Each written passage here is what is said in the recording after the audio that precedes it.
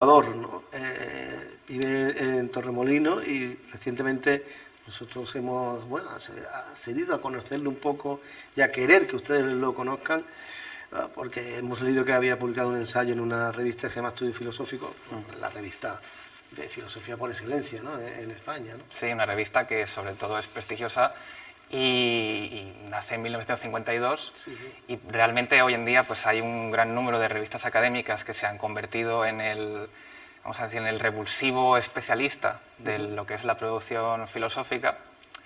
Y dentro de ese gran marco que se ha abierto de revistas, pues Estudios Filosóficos es una que tanto por su duración como por la calidad, como también esa capacidad por apostar por publicar también a autores más jóvenes, noveles, que tienen menos publicaciones.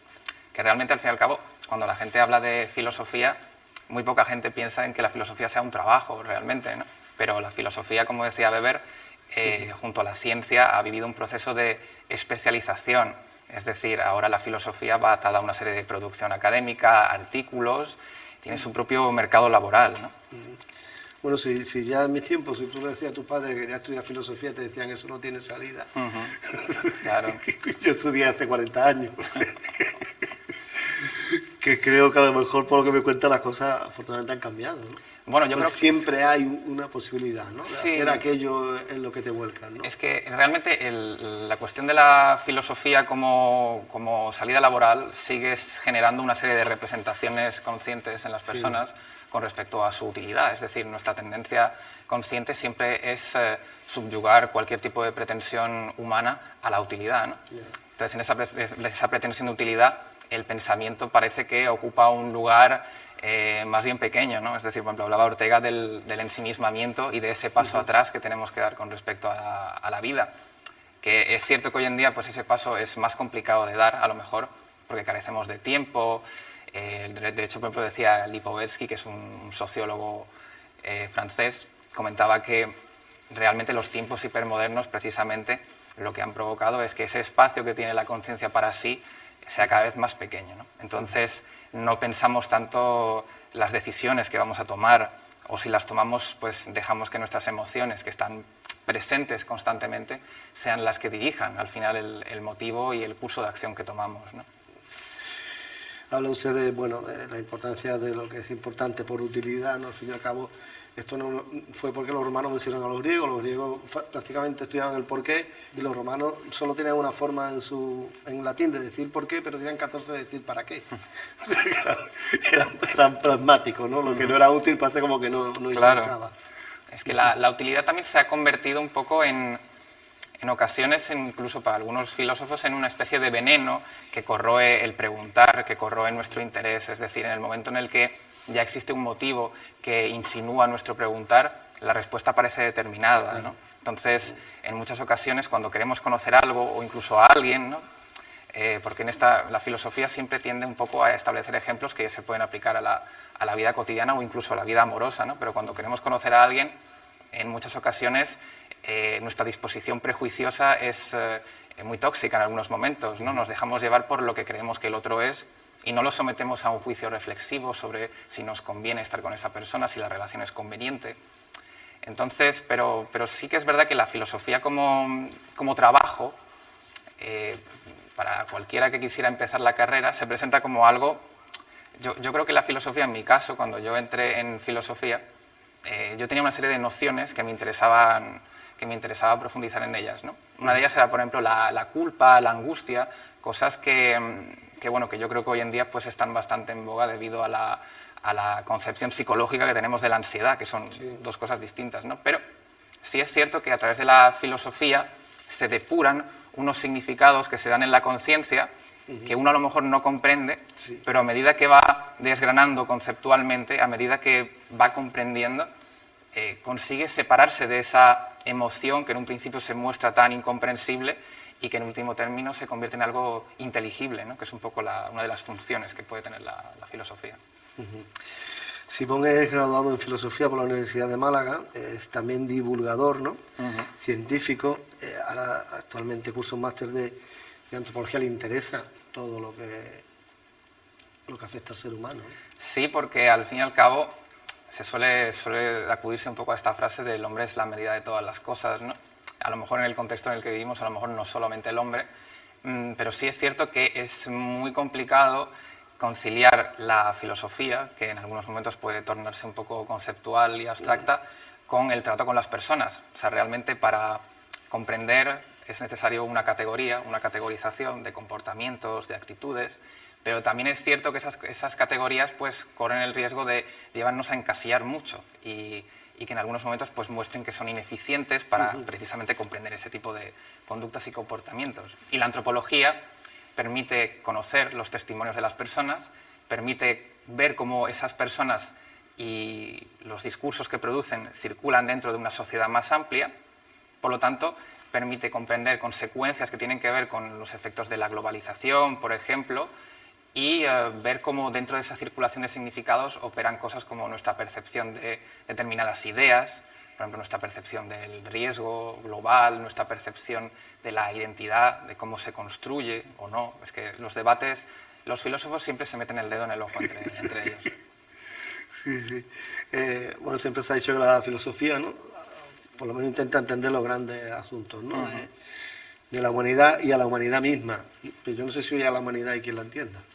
La humanidad, pues fíjate, desde un punto de vista filosófico, la humanidad es un concepto que en el momento en el que uno acepta que realmente toda nuestra realidad está conceptuada, pues que no es más que un concepto más. Es decir, la humanidad cada uno la puede cargar semánticamente y la entenderá de una manera distinta. Eso no quiere decir que todas las ideas de humanidad cuenten, ¿no? Pero sí es cierto que comprender a la humanidad es comprender al otro. Entonces, si seguimos esta retahíla que hemos tomado antes de lo complicado que es conocer al otro en su autenticidad, realmente la humanidad parece que está abocada a ese problema de incomprensión del otro, de la alteridad, porque claro, nos sume en un constante remitir a nosotros, ¿no? Es como si el otro solamente existe para mí, no tengo por qué comprenderlo, simplemente interactuaré con él y construiré un vínculo, pero nunca llegaré a palpar lo que hay de genuino en ese individuo, ¿no? Porque nos quedamos en el conocimiento de lo que vemos. Y me parece que precisamente en claro, estos tiempos fenómeno digitales a lo mejor mucho más, ¿no? Sí, de hecho, precisamente lo que vemos, la fuerza de la imagen, es algo que ya desde Aristóteles se ha trabajado mucho, ¿no? El ojo como primer instrumento de la reflexión. Es cierto que, por ejemplo, en este momento en el que experimentamos y que, desgraciadamente, pues yo, por ejemplo, me he visto también abocado al empleo de redes sociales y todo este tipo de cosas que, al fin y al cabo, lo que permiten es visibilizar, sobre todo, ¿no? No obstante, sí es cierto que provoca que la conciencia focalice su atención en una cosa que es un puro fenómeno, ¿no? Es decir, una imagen, Claro. es decir, vamos a decir, por ejemplo, una imagen de una persona que está promocionando una marca, ¿no? Ya no solamente promociona una marca, sino que promociona un estilo de vida, ¿no? Hace poco estaba yo leyendo un libro de antropología en el que se hablaba sobre la percepción del riesgo en turistas británicos que vienen aquí a España, ¿no? Y entonces, cuando hablaban de por qué habían venido, ¿no?, se hablaba sobre todo de cómo las redes sociales nos mostraban un mundo, un estilo de vida que no teníamos, ¿no? Y como la tendencia de la voluntad, como diría Schopenhauer, es un desear sin freno, pues realmente deseamos aquello que no tenemos, ¿no? Y estar constantemente expuestos a estilos de vida que nos recuerdan que el nuestro es comparativamente menor, pues nos expone a quererlo. Incluso si no es adecuado, pero se nos muestra como algo necesario, ¿no? En general yo creo que vivimos tiempos en lo que nos gusta pensar poco. Sí, porque el ensimismamiento que es ese proceso reflexivo del que hablaba Ortega es algo que requiere de un tiempo. O sea, es la suspensión del juicio que hablaban los griegos y que luego se retoma con la fenomenología alemana. Realmente requiere precisamente evitar y comprender un poco cómo nuestra conciencia va relacionándose con las cosas para al final quedarse con la cosa misma, ¿no? Y al final entender que somos nosotros un poco el centro de la reflexión. Pero ese tiempo que necesitamos es al mismo tiempo un espacio, es algo que en lo que poder recluirnos, un refugio que en algunos momentos para algunas personas es la literatura, es el cine, son mecanismos de evasión que poseen un pozo reflexivo en ocasiones brutal y que permite a cada individuo explorarse tanto poéticamente como artísticamente, pero lo cierto es que hasta qué punto interesa en un mundo de inmediatez el reposo reflexivo de la comprensión de un mundo que precisamente va en contra de estos preceptos, ¿no? Ha comentado, bueno, en un libro, en una película, la cuestión es que quizás lo que se come mayor tiempo actualmente es en la pantalla, ¿no? Y en concreto la pantalla de la tableta o del teléfono móvil, ¿no? Sí. Fíjate que incluso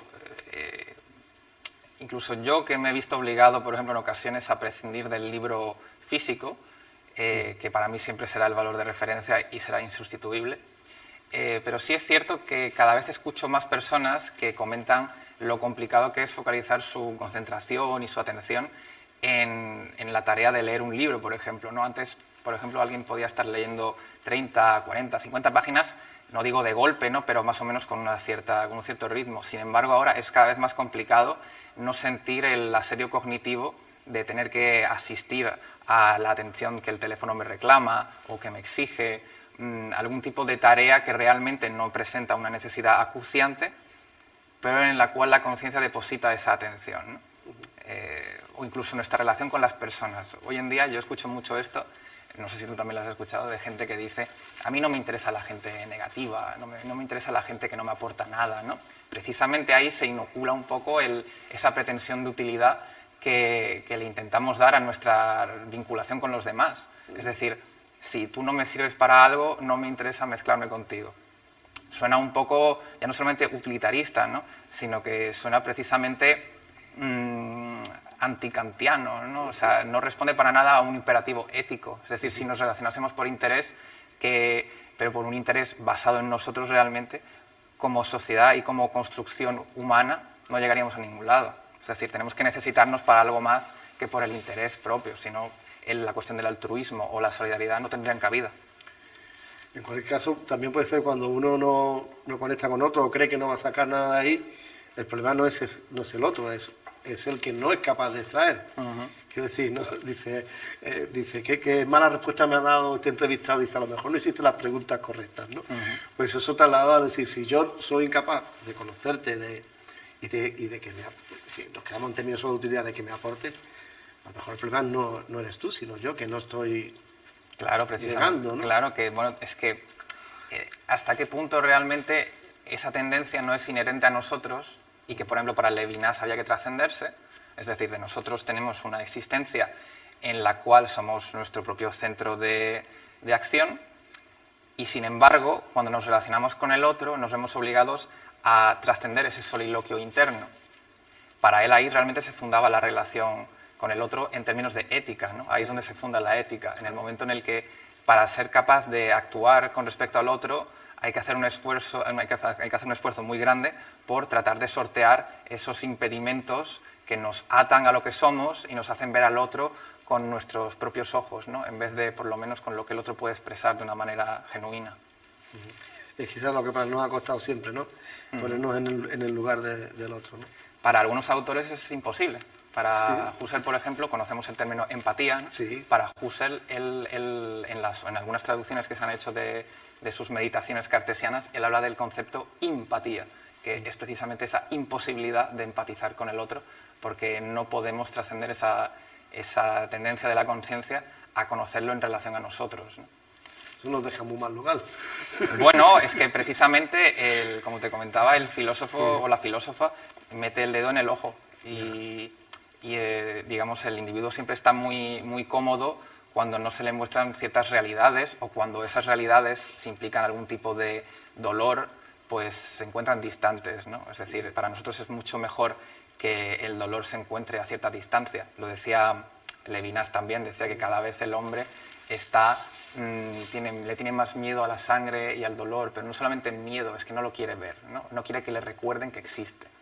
Entonces, por eso también hay muchos sociólogos que dicen que esta tendencia que tenemos a evitar que la muerte sea una noción permanente en nuestras vidas o recurrente o que se convierta en algo que domine nuestras conversaciones, pues precisamente ese rechazo que tenemos hacia eso es porque, no solamente por esta tendencia a acumular vida, como diría Spinoza u Ortega, es simplemente por el hecho de que nos recuerda nuestras imperfecciones, ¿no? El ser humano tiene que aceptar que no es perfecto y que, evidentemente, para superar esas imperfecciones hay que trabajar. Lo que pasa es que, como decía Ortega también, el esfuerzo y el trabajo son valores que están no solamente en desuso, ¿no?, sino ampliamente criticados por una, vamos a decir, una deriva crítica que incluso en algunos momentos se puede rastrear hasta la Ilustración, pero que deja en mal lugar muchos valores tradicionales cuando realmente algunos pueden servirnos, o por lo menos una deconstrucción de los mismos,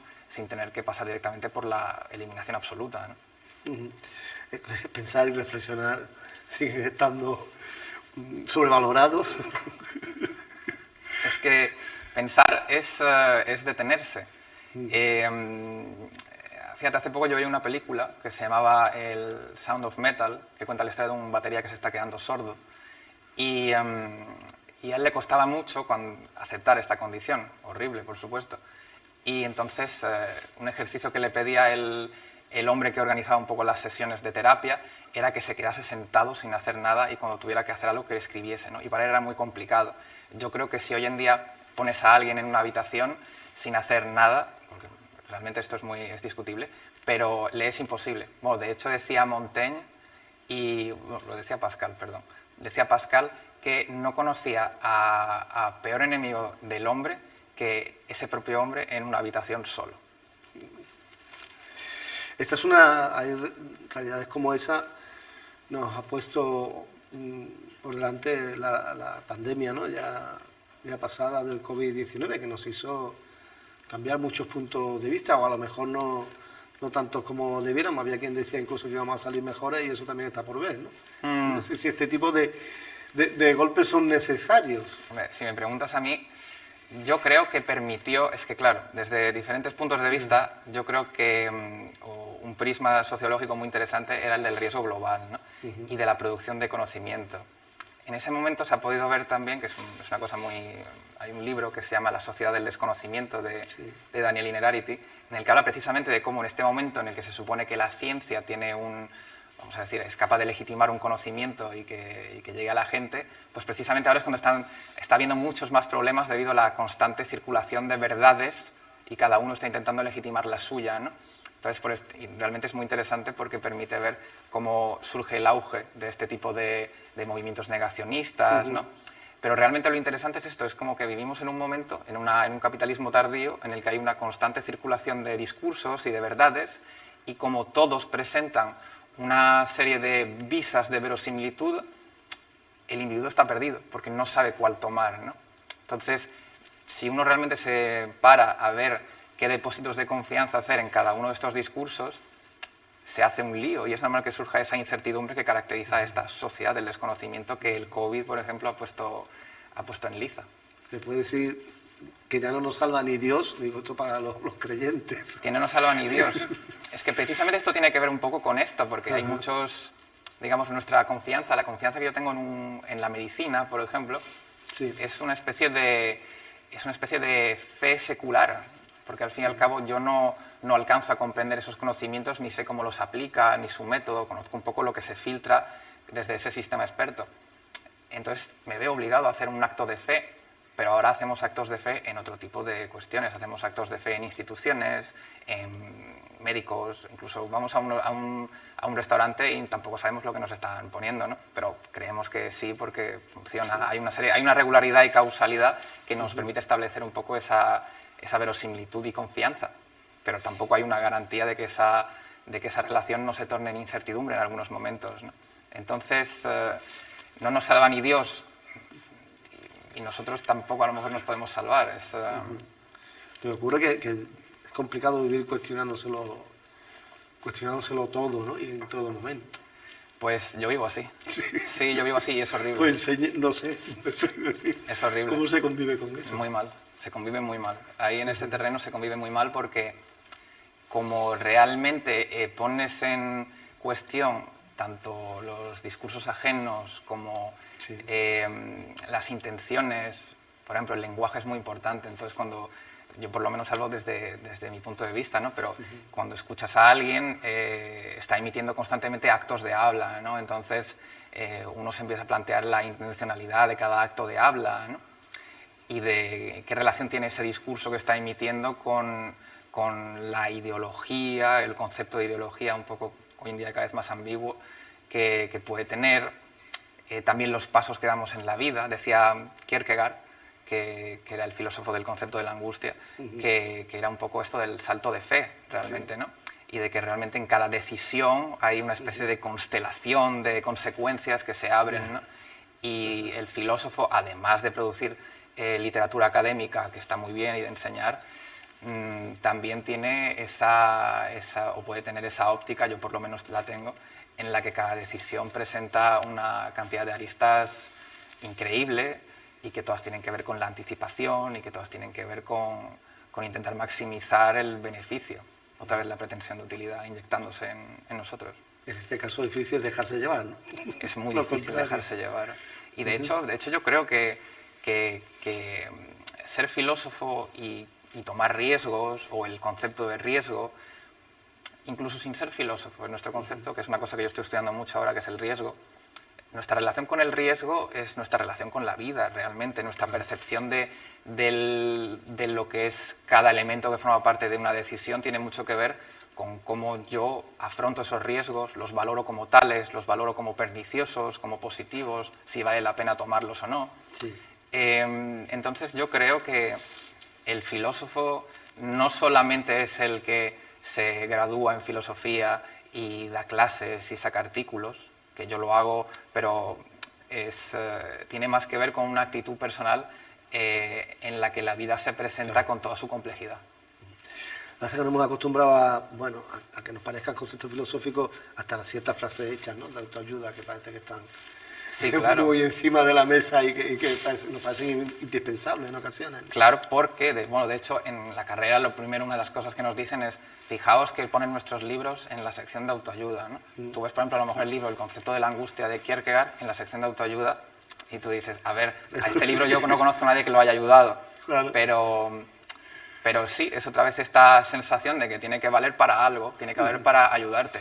A lo mejor lees un libro de Émile Cioran y después de leerlo, pues ves el mundo con otros ojos. Claro. Pero la cuestión está en que la filosofía o la antropología o la sociología, las ciencias sociales, ofrecen una serie de herramientas con las cuales comprender un poco mejor nuestra relación con el mundo y con los otros. Y yo creo que es uno de los pasos que hay que tomar para salvar un poco esa diferencia que tenemos con la alteridad y construir un vínculo con esa alteridad a través de la ética. Ha dicho herramienta, y antes de irnos, porque nos hemos quedado sin tiempo, quiero hacer hincapié en que tienes un canal de YouTube, ¿no? Sí, tengo un canal de YouTube. También para la divulgación, ¿no? Ahí estamos, Simón Cano Letier, que se llama Como Yo. Y también estoy participando en un podcast que se llama Somos de Colores. Efectivamente, en el que abordamos la realidad LGTBIQ+, desde diferentes puntos de vista, la filosofía, la antropología. Se puede escuchar también en Uniradio Jaén. Y aparte de eso, pues publico mis artículos, intento tener cierta visibilidad, que hoy en día se ha convertido un poco en el oportunismo del filósofo, ¿no?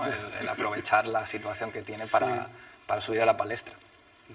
Pues esperemos que quede ahí recogido y nos acercaremos también a seguirle, que ha sido un placer tenerla aquí, no hemos quedado sin tiempo. Igualmente, yo me he quedado muy a gusto. Habría muchísimas más cosas a tratar, pero es el tiempo que tenemos. Es lo que nos queda. Muchísimas gracias, Simón, de verdad. A ti, como siempre. Esta ha sido hoy nuestra propuesta en 7 Actualidad, en 7 Televisión Andalucía. Como le hemos dicho, queríamos que pensaran y, tenemos la esperanza de haberlo conseguido un poquito, y sobre todo de que no dejen de hacerlo. Lo que también les pedimos siempre que no dejen de hacer es de estar con nosotros.